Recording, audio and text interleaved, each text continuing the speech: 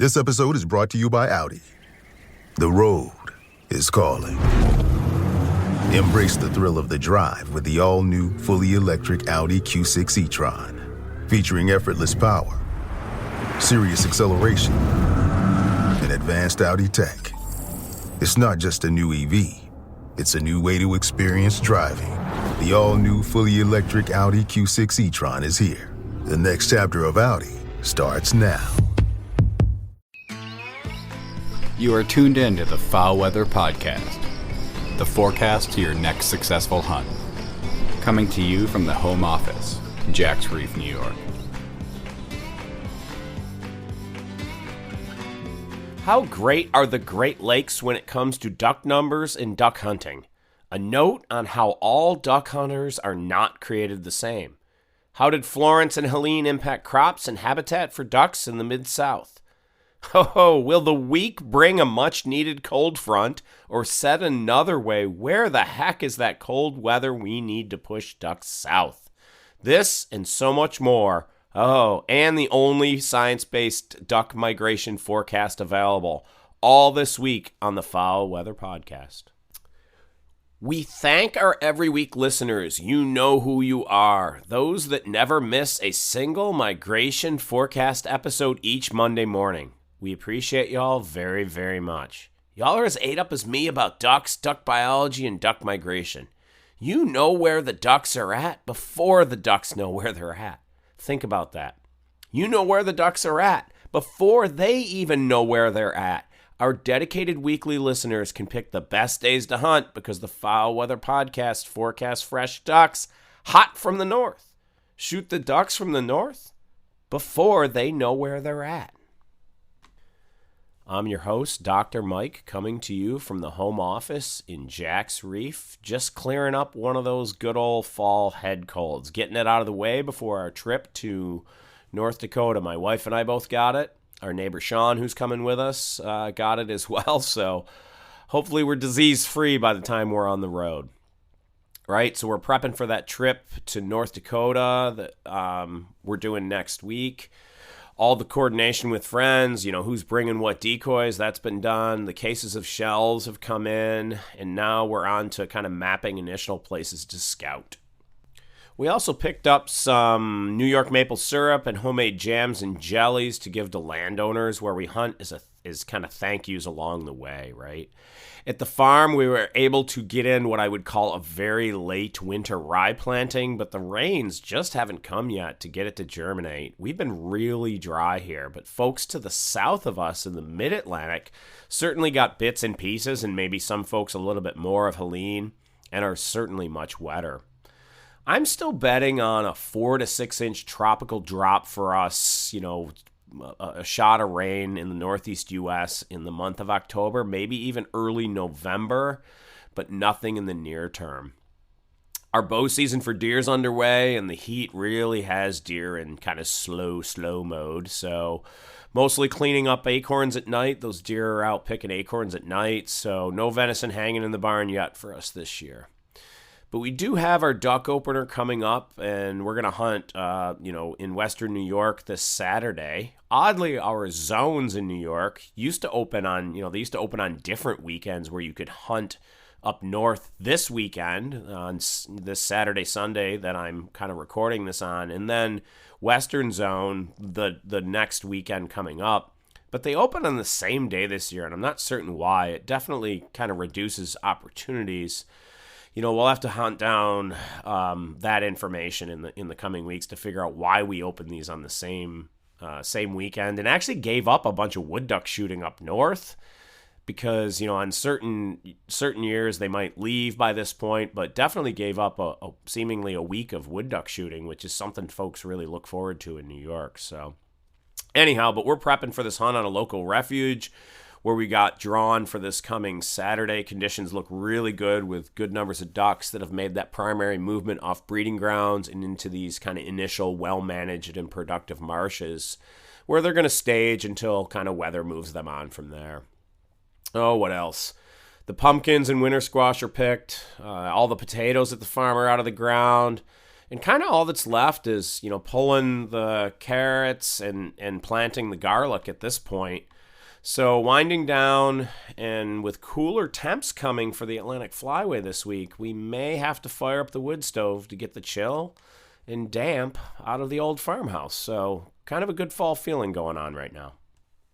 Old farmhouse. Well, our place is only, it was built in like 1985, but it's been well used. But, a lot of folks here come from modest backgrounds, and this got us thinking this week about all the different places that we come from as duck hunters, and that we need to recognize those differences among us, because we think it really helps us understand that not everyone has the same experiences across duck country, right? Most of us didn't grow up on and own 2,000 acres of prime farmland smack dab in the middle of the Mid-South. The folks I've run into come from all walks of life for sure. The great folks across duck country kind of come from everywhere, but many of us are blue-collar kids. Some own their own property, but most either lease or hunt public land. Some come from a country background like me, but a lot of folks also live in suburbia and found duck hunting through friends or maybe getting involved with DU or Delta. A lot of folks, some folks, have the flexibility to hunt just about every day, but many can only do weekends, or maybe they need that 60-day season to get 4 or 5 hunts in all year. So we try not to judge too much, because a lot of folks just don't have the time to hunt as much as they'd like. They don't own a giant farm in prime duck country, and they seek an experience that makes them feel satisfied. Now, here is where we'll admit that social media probably hasn't helped with satisfaction, because it looks like on social media like everyone is shooting limits every single day. And I've even talked about having, myself, a 5 bird per hunt average last season. But what you see in here isn't always the norm, and we should be okay with the pursuit and looking to find prime places to hunt and prime times to go. We've said several times that an aim of the FowlWeather Podcast is to help the great people across duck country pick the best days to hunt. In our busy lives, it is sometimes hard to hunt every day of the season. You likely don't own a 2,000-acre farm in prime duck country, and you need to shoot fresh ducks, right? Fresh ducks hot from the north, because everything else around you is stale from pressure. You don't own 2,000 acres where you can bump around and then just shoot how you like. You are shooting an area that is pressured. You might have a lease with 8 other guys, and it gets hunted every single day. And you need to find fresh ducks hot from the north. It could be because of pressure that you guys have a hard time killing birds. It might be because the local weather just has been too mild. So we'd like to think that if you're that kind of blue-collar person in duck country and you only get to hunt 4 or 5 days per year, that we kind of provide you with the information that maximizes your quality opportunities or your satisfaction. And if you want to focus on trying to shoot limits on these days, so be it. We're not going to vilify you for that. You work too hard for the great people of this country to not have a good hunt once in a while. That's what the FowlWeather Podcast is about. In future episodes, we'd also like to dig into the culture of blinds that get hunted every day, because it's really foreign to me and us in the Atlantic Flyway for the most part. We just don't have that many birds. It also seems counter to the fact that there are only so many big flight days per year, and the fact that everyone constantly complains about stale ducks. But we'll put that one on the back burner for today. Next up, what's so great about Great Lakes ducks? So stick with us, folks. Look, folks, the Farmland Group across the Mid-South is your one-stop shop for real estate brokerage, consulting, management, lending, and appraisals. If you own land or you want land, the Farmland Group is where it's at. With over $500 million in farm sales and growing, Gwynn and Shelby Smith have you covered. Look, if you're thinking about buying or selling, contact the Farmland Group to access their full suite of services. If you already own property and want to build equity and value, the Farmland Group gets it done. if you're looking to purchase a new property, well, they get that done too, and they have access to some of the best lending available. Looking to sell? Get it appraised with a Farmland Group affiliated appraiser. But let's be clear for our listenership too. They also offer farm and hunt property management to create places that attract more ducks and more bucks. Who doesn't want that? More ducks and more bucks. Let the Farmland Group build value into your property. Find them today at farmlg.com. That's farmlg.com. You're not going to be disappointed. Contact Shelby Smith today at farmlg.com and let him know that the Foul Weather Podcast sent you their way. So what's so great about Great Lakes ducks? We are covering the Great Lakes because we've brought it up a few times on the podcast, and we got some emails asking for more details about ducks and duck hunting in the region. Actually, we are covering this topic over a couple episodes. Maybe it'll be 3, so this will be part 1 with part 2 and maybe part 3 coming later in the season. In this episode, we'll cover what types of ducks can be found where and when on the Great Lakes, and we certainly won't hit every bay and coastline because the Great Lakes shoreline is 10,500 miles long.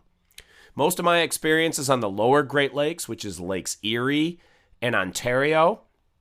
We throw Lake St. Clair in there too, which connects Lake Huron to Lake Erie, just because it's such an important waterfowling region of kind of that lower Great Lakes region, right?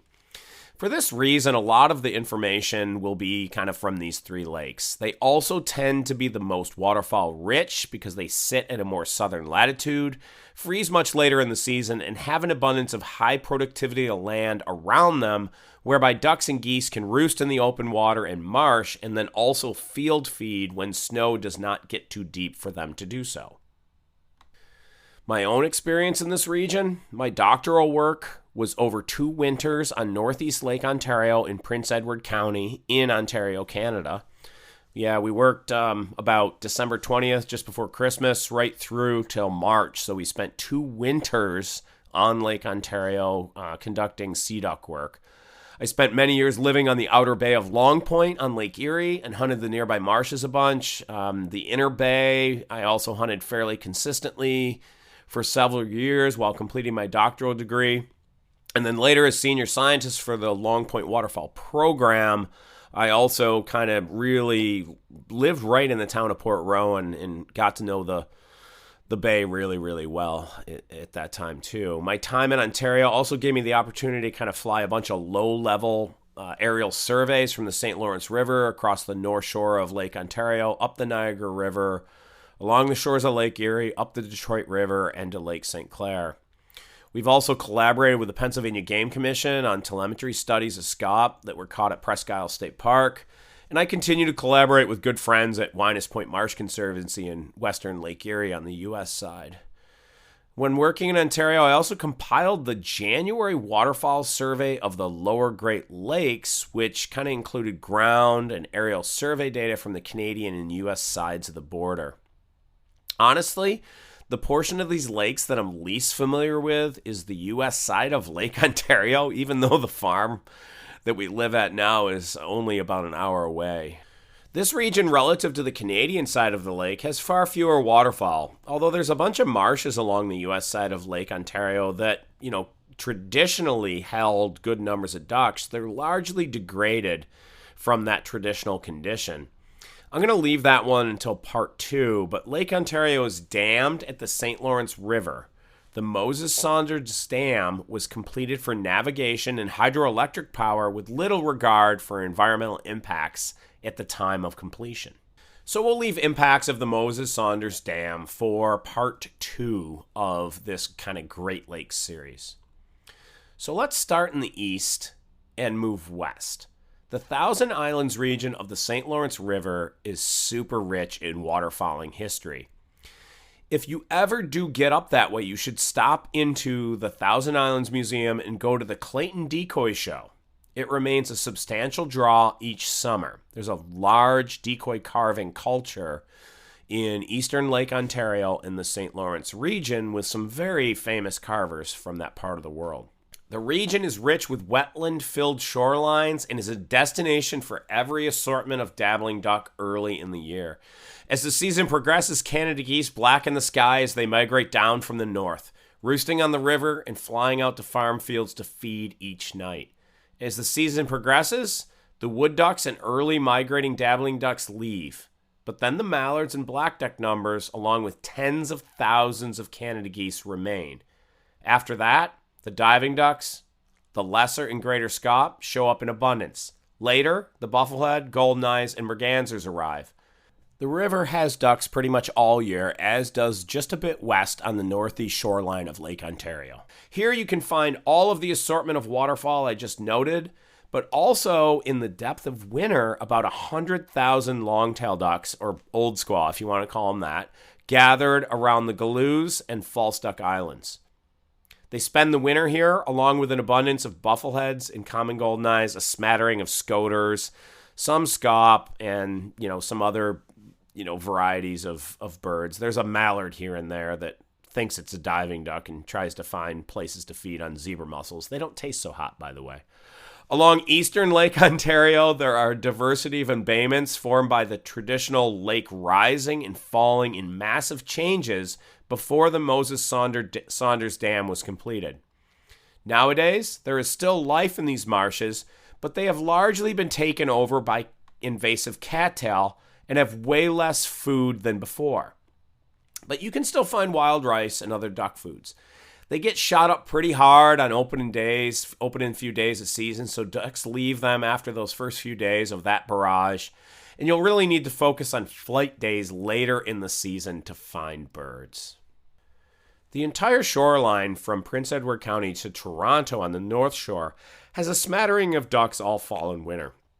But Toronto Harbor holds a ton, and then farther down towards Hamilton also holds large numbers of bluebills at times.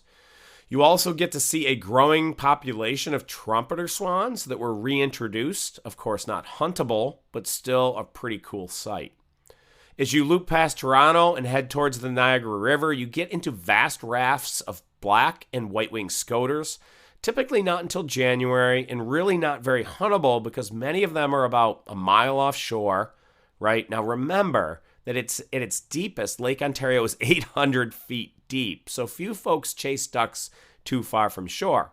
On the U.S. side, from eastern Lake Ontario to the Niagara River, there are a few bays, but here the drop-off to the deep areas is really quick, unlike the Canadian shoreline that gets gradually deeper with limestone ledge covered with zebra, quagga mussels, and other invertebrates that diving ducks seek. Next, we travel up the Niagara River, which has mallards, black ducks, and Canada geese, but it really shines on cold years when ice locks up other nearby areas. The river is known for large rafts of canvasbacks, as well as just about every other bay and sea duck. Now we head up into Lake Erie, which has several key wetland locations on the U.S. and Canadian sides. These primarily include Long Point, Rondout Point, Point Pelee on the Canadian side, and Presque Isle Bay and western Lake Erie marshes on the U.S. side. Lake Erie is the shallowest of the Great Lakes and prone to early freeze-up, or at least traditionally it was. Now it often overwinters thousands of redheads and cans, along with a smattering of other ducks. Often the shallow bays aren't even good for ice fishing anymore because of ice thickness and safety issues as the ice comes and goes with substantial winter thaws. I'd say of all these locations that Long Point and the western Lake Erie marshes are the premier waterfowling hotspots. Long Point has the deep outer bay and the very shallow inner bay filled with aquatic vegetation. Big Creek, coming into the inner bay, supplies the silt and nutrients, and the mouth has giant stands of wild rice that attract ducks each fall. The point was formed by sand moving in an east to west fashion from wind and waves and is built up about a 25-mile system of dunes and marshes along the way.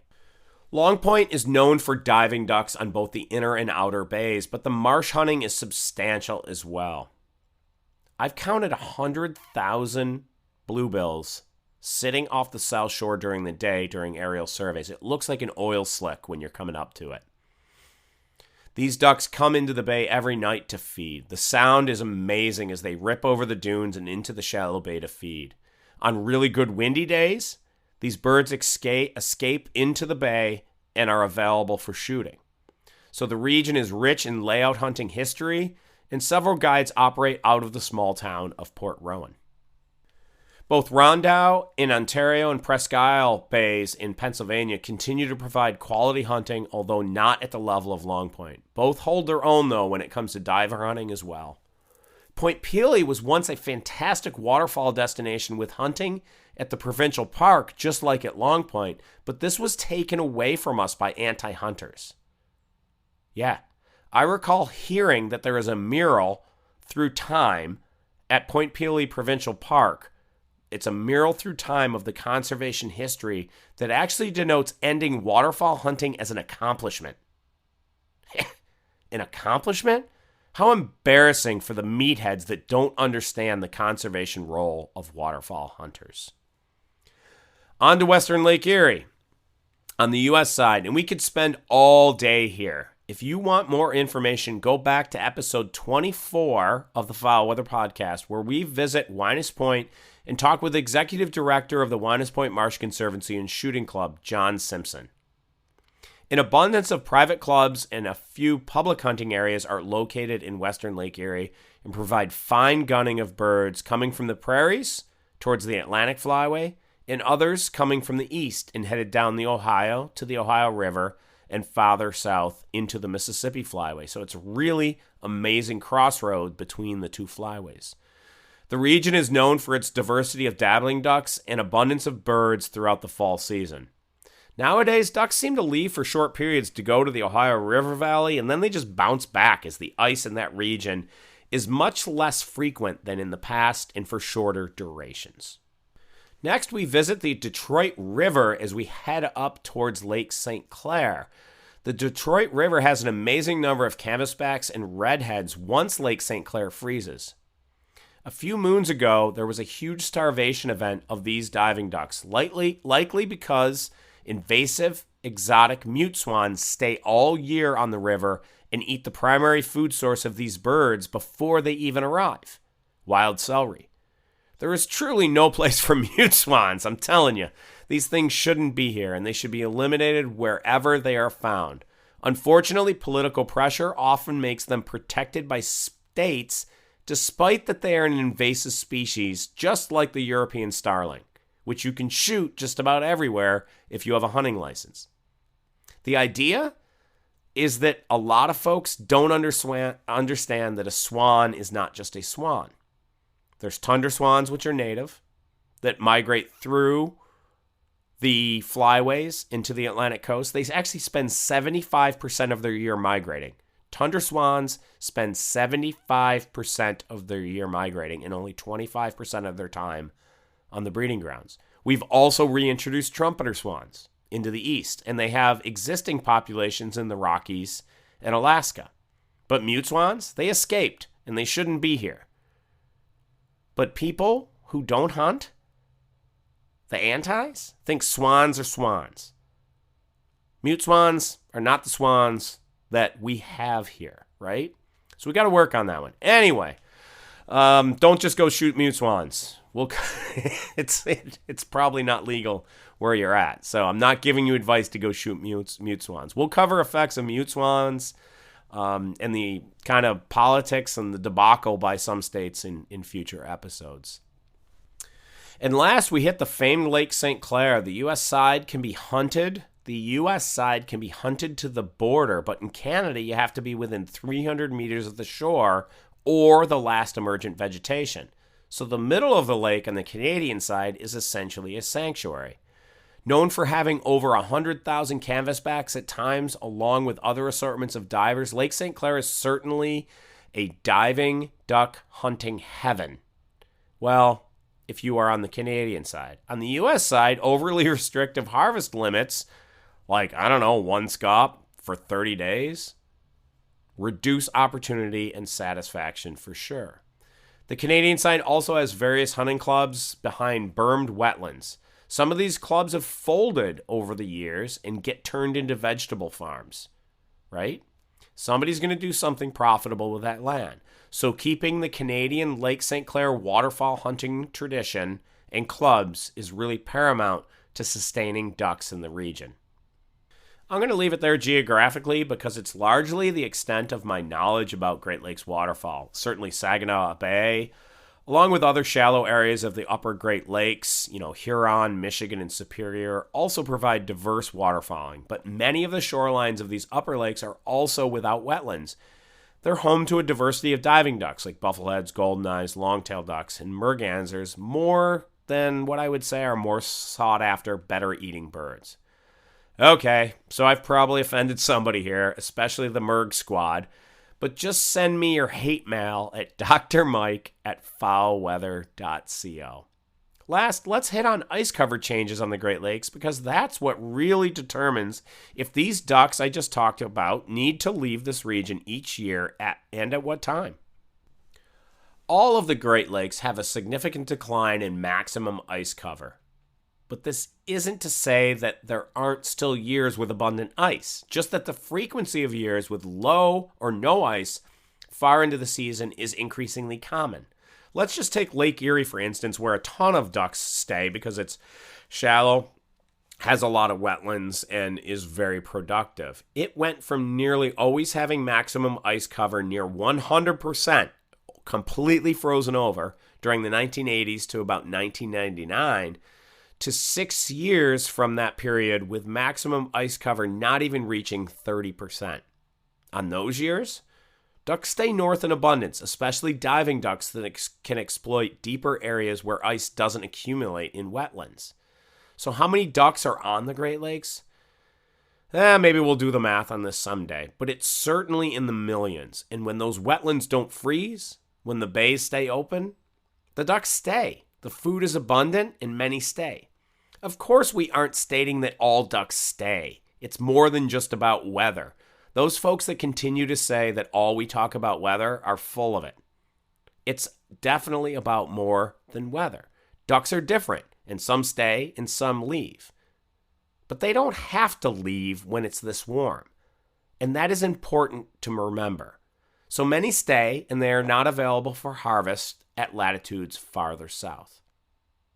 Okay, so hold on as part 2 of the Great Lakes series, and as I said, maybe part 3 will be coming at you sometime later this fall when we dig deeper into habitat conservation efforts and hunting techniques on the Great Lakes. Now, let's take some time to talk with Ryan Dulaney of Wildlife Strategies about habitat conditions in the MAV for the coming season. At the end, we'll cover your weekly duck migration forecast.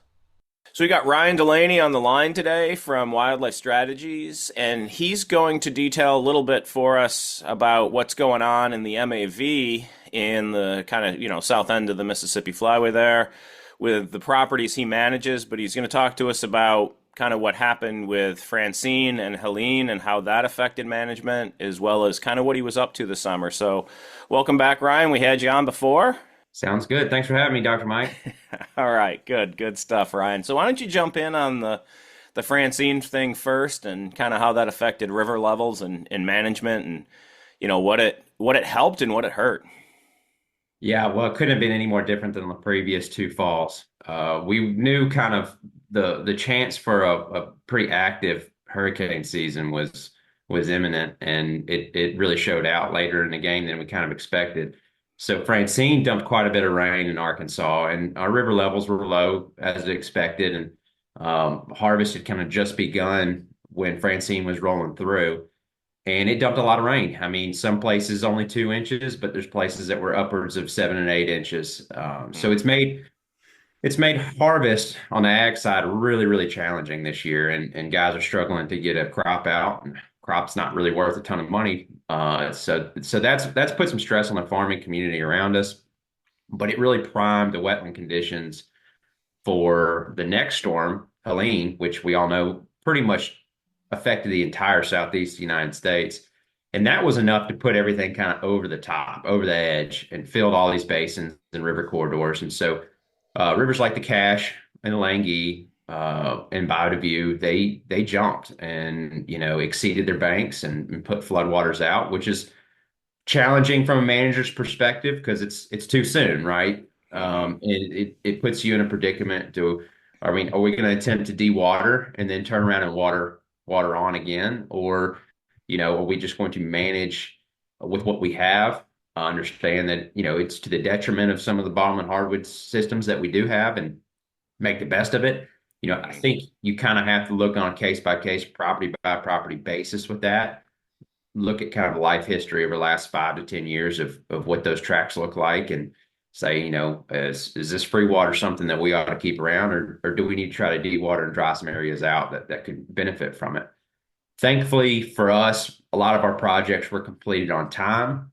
And so we got in and did what we needed to do. And the rains have been extremely beneficial for a majority of the duck guys. Duck managers have been thankful to see this. The last 2 summers and early falls have been extremely challenging for us. For sure. Costly to try to water on and with really not a whole lot of success either. And so we're very thankful to have the rainfall. We really feel for the farming community, though, given that this has turned into a very, very sloppy situation trying to get these crops out. And when you say crops, just because folks from north to south, this stuff is really different, right? You're in barley, wheat country, way north into Canada and Dakotas and such, and then into the corn kind of soybean belt. But y'all are pretty diverse. So when you say crops, what are you talking about mostly? That's because I think when I was in Mississippi, some of this stuff probably already off, right? Like the corn's come off in a lot of places. The corn came off early and on time. And it was a decent yield and it was on time, which is really good. It's the rice and the beans that really that's what I thought. Affected. And then the cotton, obviously, which doesn't really overlap much with duck country, but in some places it can. The rice and beans are planted on pretty flat ground, sometimes even nearly 0 grade. So when you get this kind of rainfall, the saturated soils just prevent you from getting any type of machinery in there. Most of the guys I'm seeing are having to just proceed.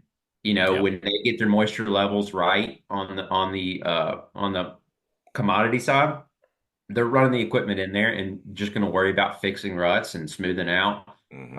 Probably in the spring, given we still have potential for more rainfall, more hurricanes come out from the Gulf. So something that I hear about a lot from y'all, but it's not a common thought up north is ratoon, right? And ratoon rice. So what does this do? So explain what ratoon rice is real quick, and then how all this water may help or hurt that situation for specifically for ducks, right? Yeah, that's a great question. So this is going to be in a unique year that we're going to see potentially a pretty common ratoon crop across Arkansas.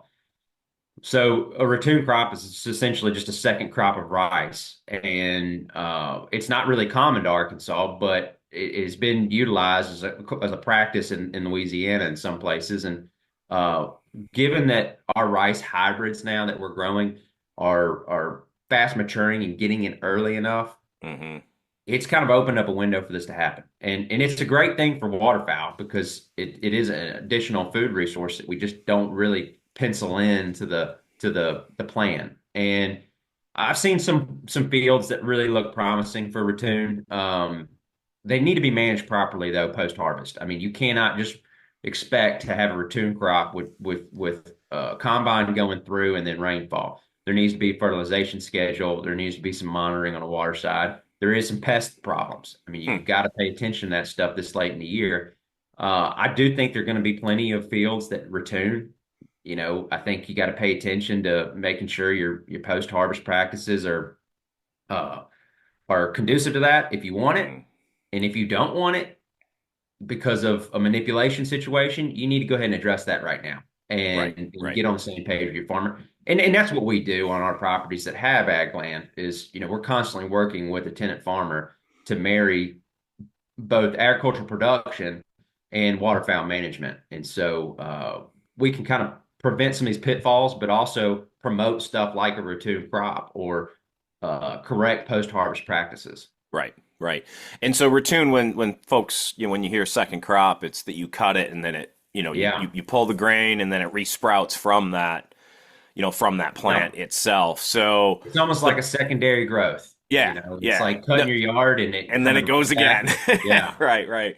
And yeah, no, it's a thing we're lucky to have. I mean, sorghum or milo's known for being able to retune as well if it's cut early Yep. enough. But the post-harvest stuff, it's that you basically have to leave it go to grain. Like you can't roll it or do anything like that because that turns into technically manipulation, right? Which has always confused me because I thought that would fall under normal farming practices. Like that's just something people do as farmers, right? Yeah, Like it's a strange thing. it's a It is. strange thing. Like when we harvest corn here, if you got like an old harvester and it's got like the grain, not like a thing where you drive a grain cart next to it, right, with a big combine, but the thing that just shoots it into a bin behind it. And on the corners, there's just corn everywhere, right? Right. And you can put a deer stand next to that and shoot a deer, and that's not baiting because that's just normal farming practices. And so it's always confused me about the rice thing in the South. So I don't know. I mean, maybe it's that somebody hasn't challenged it because rolling rice it's a thing, right? It's part of the process. It is, and it just puts stress on the timing of getting all this right. The sequencing has got to get right, and Yeah. if you're leasing a property or an absentee landowner, there's a chance that timing and sequence is just not being done right. I gotcha. Yeah. I really think that we probably as a whole need to review kind of rice production and look at this and say, if ratoon becomes commonplace, Mhm. is that normal agricultural practices? And then, should we be promoting farmers to try to return crops in order to put some more duck energy days on the landscape? And if we are, well, then we've got to give them some flexibility to also lay down that stubble. Mhm. The issue with rice stubble is it is toxic to other rice and germinating plants. I mean, it is not something that allows a whole lot of tillage because it holds moisture beneath the stubble, Mhm. or germination of other plants. So farmers are adamant about getting that stuff breaking down, decomposing rapidly as possible. Mhm. We've got to make sure we're managing waterfowl in a way that is conducive for profitable farming and provide enough duck energy days, enough habitat for waterfowl. So it's something that probably needs to be looked at. And Sounds like a great research project for like, Mississippi State University or yeah, somebody it in would be. Arkansas or right because we've got this kind of longer season sometimes. I mean, the problem is it really relies on just the right conditions to happen. So, you've been a student and worked with people, and if a student only has 2 years to do something, they need a backup plan Yeah. if the timing doesn't work because it's not the frequency of this type of thing is pretty inconsistent, right? It's driven by fall moisture Yeah, and yeah. frost date. We have to have a prolonged frost date. And right now, based on the forecast I'm seeing, I'm pretty optimistic that we're going to have an extended, Mhm. summer growing season. Now it might not be hot, but I think we're going to dodge an early frost, which is it's going to be really beneficial for some of our properties that we got late food plots in, and they look really good just because of the rainfall. Mhm. And we're optimistic that we're going to have really, really nice production on them because we've got an extended growing season. Yeah, and I cover this week in the forecast here coming up after we're done talking. But I'm supposed to go to North Dakota on driving out starting on the 15th and starting hunting probably 16th, 17th, and right up until like the 10th or 11th, it's like 80 degrees in Yeah. southern North Dakota. And I'm like, my goodness, it's ugly. But now we've got a little blue on our map over here in the east. So we'll report on that too. We've got below normal temps coming. So I'm kind of excited to be in the deer stand and not swatting mosquitoes next week would be fantastic. So, No but doubt. hey, so on the wildlife strategy side, Ryan, as far as consulting and stuff, getting property management done, what was the theme this summer? How did the season run? And where are you at now? I know that like you and I even text and phone conversation wise trying to connect for any business we do has been tough. So you've definitely been busy. So what do y'all got going? I know you're working mostly Arkansas, Mississippi, but what did the season look like? And what have I guess major projects that you had on the ground this year? Yeah, so this year was probably our first year really diving into the property management side. Previously we've done a lot of site visits, a lot of management plans, and more of a consulting role.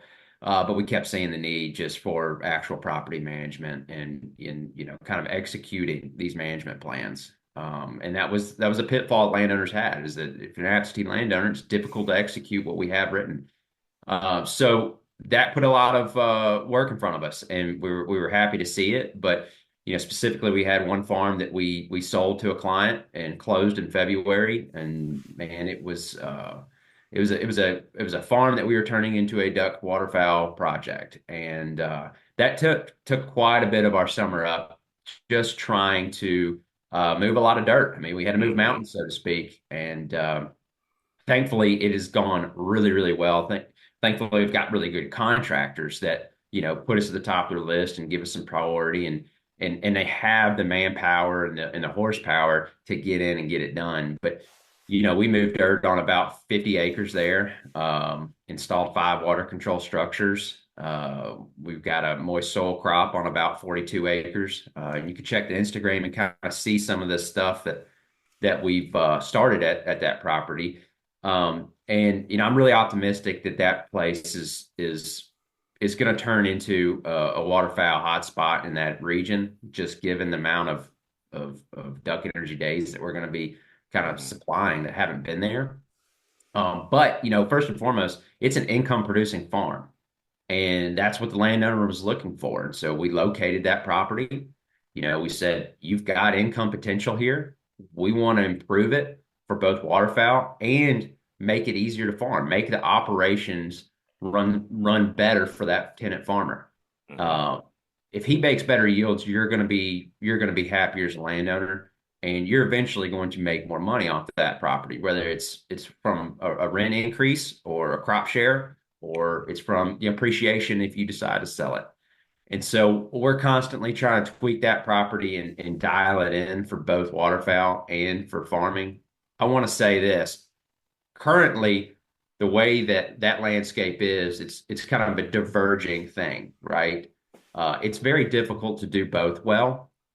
I think it's more difficult now than ever to do both well, given the direction farming's going with earlier hybrids, earlier planting dates, earlier harvest, and then waterfowl needing more and more effort and money to be attractive. Right. It's made it challenging, and this 230 acre farm has been a really, really great model for how you can do both. And we've taken some stuff out of production in order to do that here, but it hasn't necessarily hurt the bottom line of the landowner.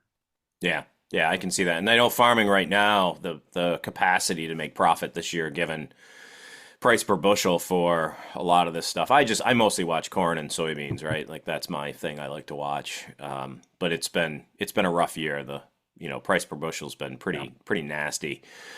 Record yield last year from corn, and I don't know what this year's going to hold. It's going to be interesting to see what it turns out as. But then these early varieties, because we talk about shooting mallards and Canada geese and stuff over corn up here, but I remember being in Mississippi and that stuff's rotted or sprouted because the varieties are so early. So how do you produce across those diversity of crops you can put in the ground? How do you the timing of it and getting that crop off and getting it to either storage or grain elevator, and then also time that with trying to make some habitat for ducks, right? It's not easy because you can just make a lot of the stuff I saw in Mississippi when we were there and in Arkansas just looks like a darn moonscape by the time the ducks might even ever show up, and it's in the farmer's best interest from a yield perspective, but it's really, really hurt, I think, the amount of food that's on the ground compared to what there used to be in the form of grains, right? And so much conversion of this stuff. So you're right, that I think starts to make your moist soil, your permanent wetlands with your SAV that you've talked about before on the podcast here, and then your woods that much more important to make sure those are in really good shape, right? So that seems like a really tough balance. So let's talk about Grindle a little bit, because that's one of your main job really too is managing Grindle Slough, a beautiful private piece of property. And you've talked before about holding kind of permanent water on there to attract early ducks. So what's that stuff looking like? What did the rains do to that system, that property? And then I guess I'll end with are there threefold: SAV, permanent, what's that looking like? What's the timing of everything looking like? And then, what kind of, are any birds already showing up on that permanent stuff at this point? Yeah, sure. So we probably got more water than I want, but I'm very thankful to have some, right? It's so challenging last year and labor intensive trying to move water from puddle to ocean kind of is the analogy Yeah. best to Yeah. use. So a lot of rainfall in a short amount of time and a lot of it north of us. And so we're fed by a river system. And when it goes to flood, we can prevent that overflow up to a certain point. Now, when river overtops levee infrastructure, the best thing you can do is just let it in and let it move through. It's called sheet water effect, and it's just kind of let that sheet water move through the woods, enter in from one side, exit from the other without the least resistance as possible. And we're designed to do that. But it's always when you get a flood this time of year after you've done some levee improvements and some infrastructure and design changes, you're nervous is everything going to kind of hold up. So far, so good.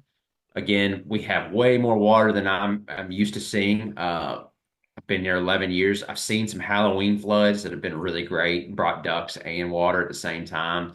This is, a month earlier. So I'm trying to grasp kind of what we're going to do in terms of dewatering, if at all. The submerged aquatics are good. They're going to be great actually after it's all said and done. We've got a lot of sunlight over the next couple of weeks. It's going to be dry weather. We'll probably let some water start to recede and create a little bit more edge. And then aquatics a lot of times like a little bit varying depth. It gives them attachment points. It'll pull a lot of them that float on the surface. It'll pull them in pockets and kind of help them bloom and really, really produce. And so that looks good. On the food plot side, our food plots were really, really great this year, and that's just because we had rain. When we have to rely on just irrigation, and we're very fortunate that we have irrigation capabilities on a lot of these food plots, but you just cannot mimic what Mother Nature can provide. And it was timely, kind of on calendar with our fertilization schedule, and really, really thankful that occurred. And we've been able to get enough food plot crop in there this year that we think we've got the DEDs it's going to take to keep ducks in the vicinity for the entirety of duck season. The woods thing, man, I've probably only got 30% of Green Tree reservoirs dry right now. If that just tells you how much water is in there. Yeah. And you can't get it out. Is that the thing? It just came in and you can't get it out, right? Yeah, I know where to put it. It's just rivers over top. But, I'm thankful I've still got 30 or 40% that are dry because I've got acorn crop in there that I'm able to protect. Well, that's hard on trees. It's hard on trees it's hard on everything. when they're leafed out still, right? Yeah. Yeah, it's hard on everything. But research is showing that managing sheet water and allowing sheet water to move and having current is ideal. Yep. That water has to move across those roots. That's the biggest thing. Stagnant water on oak tree is not good. Moving, flowing water, they love it. I mean, think about how the river used to function. So you're just trying to help these systems function like they once did. So that water wants to move. Yeah. It does. It's made brushing blinds and kind of some of the operational things a little more challenging, but we saw this coming and got ahead of it a little bit. But I'll just give you some perspective. We went from driving a 20-foot dump trailer up in front of our duck blinds to brush duck blinds, in early September, in mid-September to, we're boating in 4 feet of water in some places, 3 feet of water with 4-stroke outboards. And so that happened overnight. Yeah. It literally happened in a 24-hour period. So it's wild, but that's part of the game. And it's that flashy system is what ducks like. And so we kind of just learned to embrace it. Well, let's hope it keeps going. I mean, you've got water now. If this La Nina thing does crank up, we'll be getting drier in the south. And so those folks that caught water, I say, good for you to have it right now. And if you haven't, I mean, keep an eye on these. I think we've got through... I really do think through kind of early December, probably, maybe even mid-December for some, constant tropical stuff, just because of how warm the Gulf and Atlantic Ocean is, right? So there's still opportunity there. I still, again, feel for all the folks hurt by this stuff. I really can't express enough how, we talk about water as a positive thing. But, loss of life, loss of property, all this stuff, impact on the farming community, everyone impacted is, it's not like we don't recognize that, right? It's just that we're trying to take the good with the bad here. And the podcast is about, how weather affects ducks. So I do concentrate mostly on that. But yeah, I think if people haven't caught any water, I don't think they had a choice, right? In most cases, it's about trying to dump it when it's there too early, if anything. But, this, as the season goes on, we really hope the stage is set now for food for ducks. And now we just wait on hearing about that weather on the FowlWeather Podcast, I guess, right?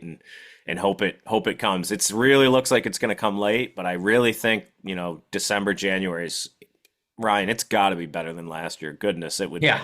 It'd be painful if it wasn't. And as I say, we only report. We do the data analysis.